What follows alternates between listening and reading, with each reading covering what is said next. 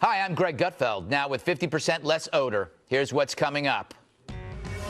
Confession in Philadelphia. Cops say this gunman acted in the name of Islam. Lone shooters, soft targets. Is this terror in 2016? Plus, the Netflix series Making a Murderer. Boo. Like a rash on spring break, you can't escape it.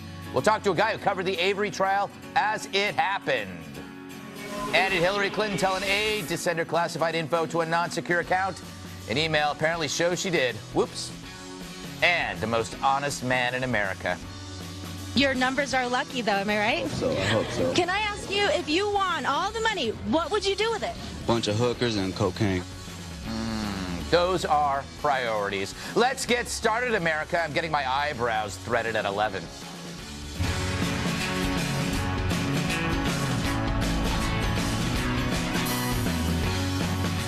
Let's welcome tonight's guests. He's a Fox with friends. It's Fox and Friends weekend co-anchor Tucker Carlson. She's as sassy as I am gassy. It's Meghan McCain, Fox News contributor and host of America Now Radio. Well, he filled my shoes and then your hearts. He's the host of Red Eye. Here on FNC, it's Tom Shalhoub. And her only nutrients come from the olives in her martini, the very sad Joanne Osachinsky. And she divides her time between loving nothing and hating everything. It's National Review reporter Katherine Timpf. But first, oh, that was nice. So a Philadelphia police officer was shot in another example of random gun violence on the streets of America. As you see in this photo, the officer was just sitting in his car when he was shot by a guy in a white coat, obviously a pharmacist, because clearly that's not Muslim garb. And the gun, of course, made him do it. Still, the police jumped to conclusions, saying the ambush appears to be ISIS-inspired because, you know, the perp said it was ISIS-inspired.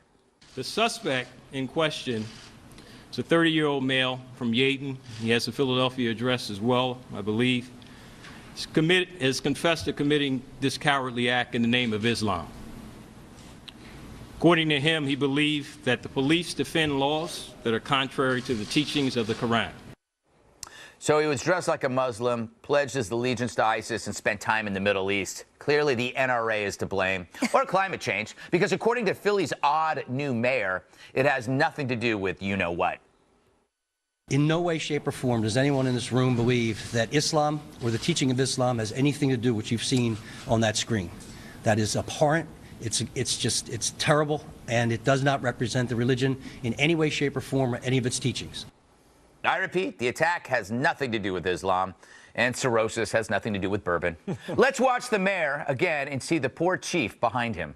In no way, shape, or form does anyone in this room believe that Islam or the teaching of Islam has anything to do with what you've seen on that screen.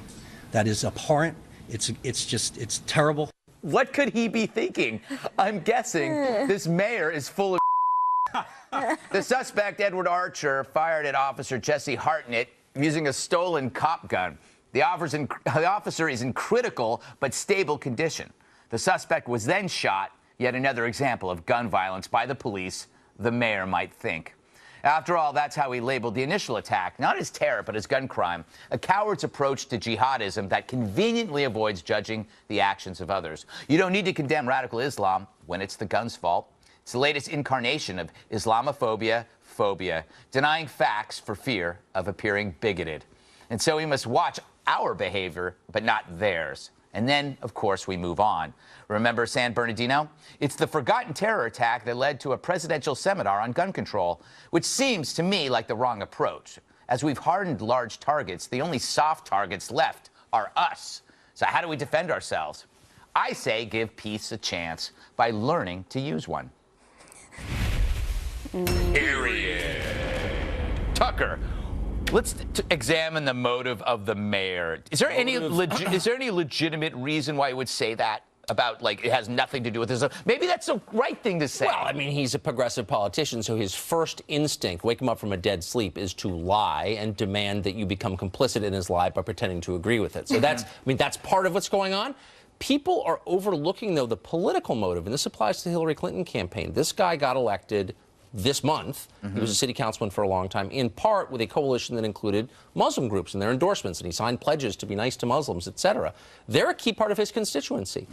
The Muslim population in America is growing really quickly. You see this in Europe. You see it in Great Britain, where politicians are afraid to denounce Islamists because they're a key voting bloc. You see it in the Hillary campaign. That is part of it. It's not the whole answer. You described the rest of it, but it is part of it. Well, you know what's funny, Megan? So by saying it has nothing to do with Islam, he's almost conflating it with Islam. He should say this is radical Islam. Yeah. This is not Islam. But instead he's saying, whoa, I don't want to piss off all Muslims, so I'm going to just deny the elephant in the room, and the elephant in the room is radical Islam. Yeah, I don't know how we expect to win any fight on terror, ISIS, if we can't even identify what's going on. He went back and forth to Saudi Arabia. All the reports out said he screamed about ISIS before he shot the police officer. I don't know at what point people are going to start waking up to reality, but we talk about it all the time. It's political correctness completely run amok.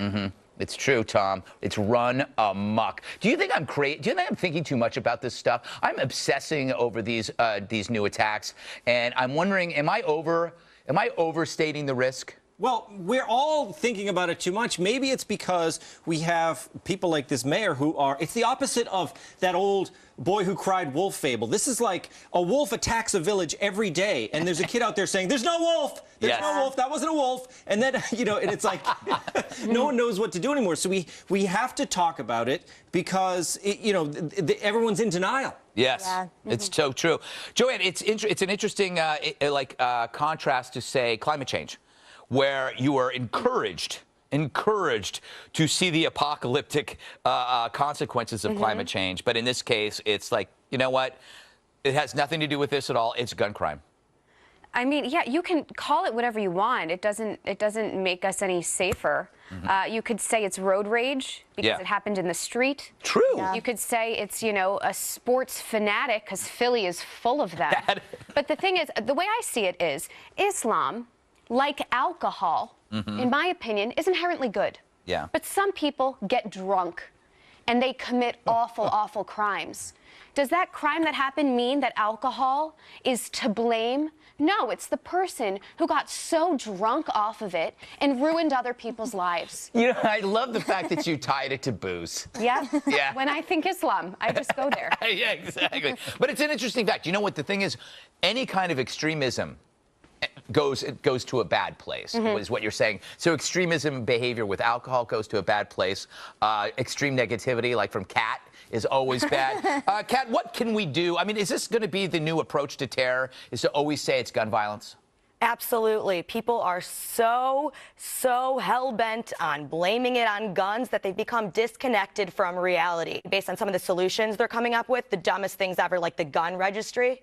So burglars should be able to look and see who has a gun when deciding who to rob. Great idea. You guys are doing a great job. It's got to change because less and less safe every time this happens. But I want to point out, that's why I like the gun registry, because then people are going to buy guns because they don't want burglars to come to their house. If you have a gun registry, then burglars look at it, they're going to go, well, you know what, maybe I better get a gun so I don't get invaded, because burglars are less inclined to go to a place that's armed.